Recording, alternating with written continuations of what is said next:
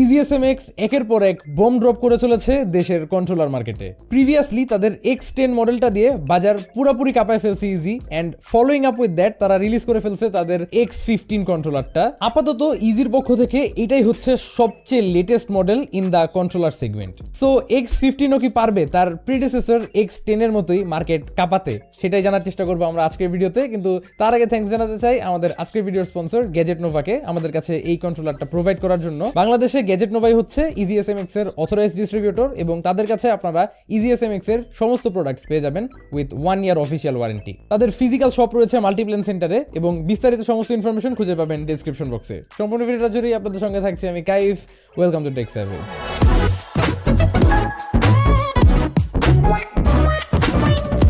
EasySMX এর অন্যান্য কন্ট্রোলারের বক্সগুলোর চেয়ে X15 এর বক্সটা স্লাইটলি ডিফারেন্ট। এটার বক্সটা see through but looks quite well designed. যাই হোক, বক্সটাকে ওপেন করে নিলে একটা প্লাস্টিক হাউজিং এর ভিতর দেয়া আছে কন্ট্রোলারটা। তারপর পেয়ে যাব ইউজার ম্যানুয়াল, একটা type C cable, and then এটা কি জিনিস কেউ গেস করতে পারবেন? এটা হচ্ছে কন্ট্রোলারটার 2.4 GHz ডঙ্গল। ফার্স্টে আমিও একটু কনফিউজ ছিলাম যে জিনিসটা কি, but anyways lastly we have the controller in hand. এবং শুরুতে কথা বলতে হচ্ছে এটার ডিজাইন নিয়ে। আমরা জানি যে প্রিভিয়াস X10 মডেলটার মধ্যে একটা ম্যাগনেটিক রিমুভেবল কভার তারা দিয়েছিল for the top shell, but এটার ক্ষেত্রে তেমন কিছু আমরা পাচ্ছি না। এটা জাস্ট ফিক্সড একটা শেল, এবং এই ডিজাইনটার নাম তারা দিচ্ছে স্টারফিল্ড। এমনিতে কন্ট্রোলারটার আরো একটা কালার ভ্যারিয়েন্টও হয়, একটু ডার্ক থিমে আছে আবার, ওইটার নাম হচ্ছে মেকা। বাট যাই হোক, আমার কাছে আসছে এটার স্টারফিল্ড কালার ওয়েটা, and personally I feel like this one does look better বলতে বোঝাচ্ছে যে আরেকটু বেশি আই ক্যাচিং। এটা মানে I just love the whole colour scheme and the design they went with. এখানে তারা কাইন্ড অফ একটা সার্কিট বোর্ড, স্পেস স্টেশন, একটা আউটার গ্যালাক্টিক একটা থিমের কিছু একটা করার চেষ্টা করছে। I don't know how else to explain this, but যাই করছে না কেন জিনিসটা খুব যায় অন থিম আর কি ব্যাপারটা। জয়স্টিক্স দুইটা রেড কালারের, আর ডি প্যাডটা দেখবেন একটা শাইনি গোল্ড রঙের, এন্ড মোস্টলি এই জিনিসটাই আমার কাছে খুবই আই ক্যাচিং লাগলো। They were not afraid to be bold with the colours and the textures or whatever, so I really appreciate that. And in addition to that তারা দেখবেন কন্ট্রোলারটার বিভিন্ন জায়গায়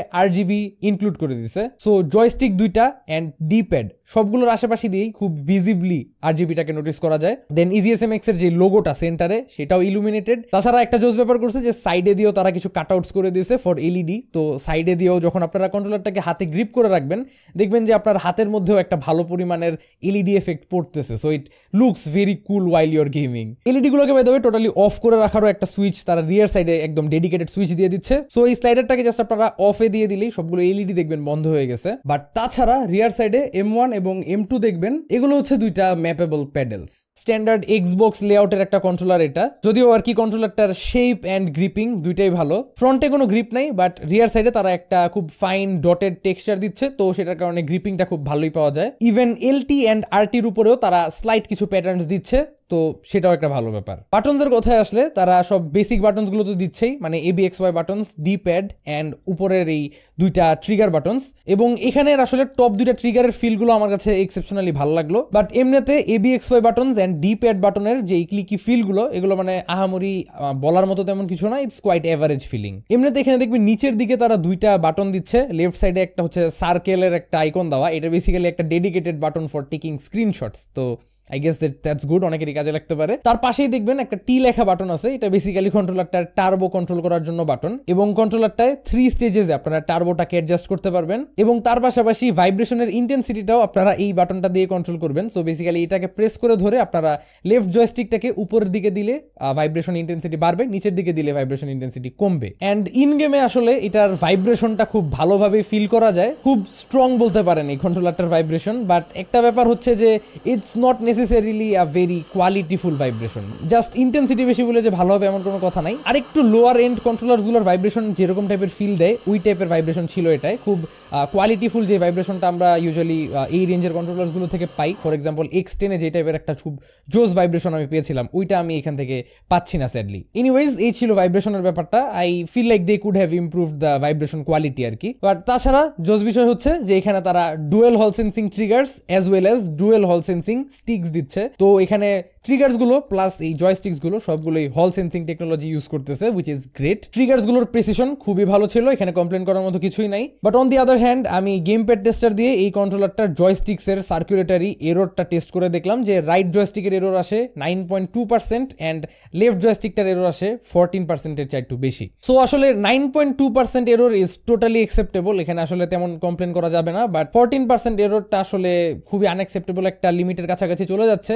15% মার্কটা পাস করে ফেললে বা কাছাকাছি এসে পড়লে আসলে খুব রিলায়েবল ভাবে একটা গণ্য করা যায় না কন্ট্রোলারের জয়স্টিকটাকে। কিন্তু আজকাল একটা ভালো ব্যাপার হচ্ছে যে যত মেজর ট্রিপল এ টাইটেলস গুলো বা মোটামুটি যেসব পপুলার গেমস গুলো আছে ওগুলো already optimised for this types of errors. মানে 100% রেডিয়াসটার বাইরে যদি আপনার স্টিক ড্রিফট চলেও যায় গেম ওটাকে আবার হিসাব করে না। So most of the titles যেগুলোতে আমি টেস্ট করে দেখছি কোনো ইস্যু আমি ফেস করি নাই। হয়তো মেজর কোনো খুব পুরানো ওল্ড কোনো গেমের মধ্যে খেলতে গেলে মেবি আপনারা এই জয়স্টিকটা নিয়ে কিছু একটা এরর ফেস করতে পারেন, বাট ওইটা খুব রেয়ার কেস সিনারিও বলা যায়। I'll leave that up to you guys. Also আরেকটা জেনে রাখার মতো বিষয় হচ্ছে এই কন্ট্রোলারটার মধ্যে আমি কোনো প্ল্যাটফর্মেই 6 অ্যাক্সিস জাইরো সাপোর্টটা দেখি নাই। তাছাড়া কম্প্যাটেবিলিটির কথায় আসলে একটা বরাবরের মতো ভালো আমার যে জিনিস লাগে ইজি কন্ট্রোলারসগুলোর ক্ষেত্রে যে তাদের কম্প্যাটেবিলিটিটা একটা ওয়াইড রেঞ্জে হয়। মানে আপনি এই কন্ট্রোলারটাকে স্টিম ডেক, পিসি, নিনটেন্ডো, অ্যান্ড্রয়েড, আইওএস যে কোনো প্ল্যাটফর্মেই ইউজ করতে পারবেন। বাট স্পেসিফিক্যালি X15 মডেলটার ক্ষেত্রে আমার একটা জিনিস ভালো লাগে নাই, তা হচ্ছে কানেকশন মোড সুইচিং এর যে ব্যাপারটা। মানে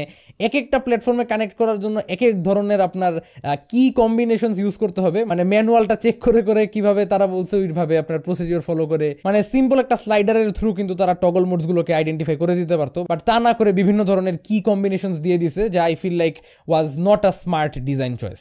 স্টিল আমি যদিও মোস্টলি পিসির সাথে এটাকে ইউজ করে আসছি এতদিন, তো কানেক্টিভিটিটা কোয়াইট সিমলেস ছিল, মানে অন করা মাত্র ধিপ করে কানেক্ট হয়ে যায়। বাট আপনি মেইন প্যারাটা খাবেন যদি বিভিন্ন প্ল্যাটফর্মসের মধ্যে আপনি সুইচ করতে থাকেন তাহলে, বাট এমনিতে একটাতে ইউজ করলে ইস্যু হবে না। যাই হোক, এখন ফাইনালি আসি আমরা ব্যাটারির আলোচনায়, কজ যেহেতু এটা একটা ওয়্যারলেস কন্ট্রোলার ডেফিনেটলি ব্যাটারিটা ম্যাটার করতেছে।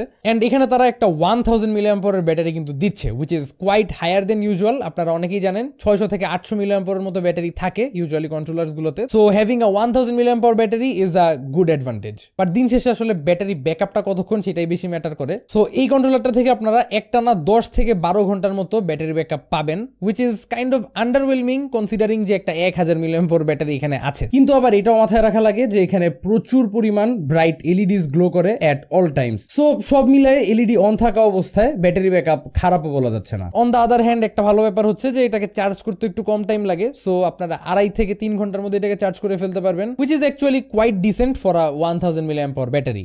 আর এমনিতে ওয়েটের কথায় আসলেও it's a very nice and manageable wait.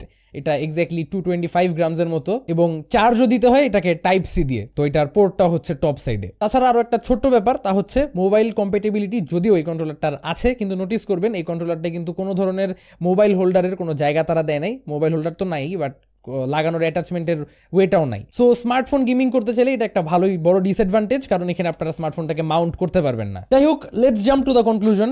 And এটার প্রাইসিং করা হয়েছে কিন্তু 4500 টাকায়, এবং প্রথমবার আসলে কন্ট্রোলারটাকে হাতে নিয়ে এন্ড এটার ডিজাইনটা দেখে ভালোই আবেগে আপ্লুত হয়ে গেছিলাম। স্পেশালি এত সুন্দর সুন্দর RGB তারা দিয়ে দিছে, সো দেখতে আসলে খুব জোস লাগে। এন্ড কন্ট্রোলারটা ওভারঅল আসলে প্রিমিয়াম একটা জিনিস, বাট বিভিন্ন জায়গায় আসলে আমরা যা দেখলামই ইমপ্রুভমেন্টের স্কোপ কিন্তু আছে। তো সব মিলায় ঝিলায় আপনাদের কাছে কন্ট্রোলারটা কেমন লাগলো ওভারঅল সবকিছু মিলাই সেটা কমেন্ট করে জানাতে পারেন। কন্ট্রোলারটাকে পারচেজ করতে চাইলে এখানে ক্লিক করতে পারেন।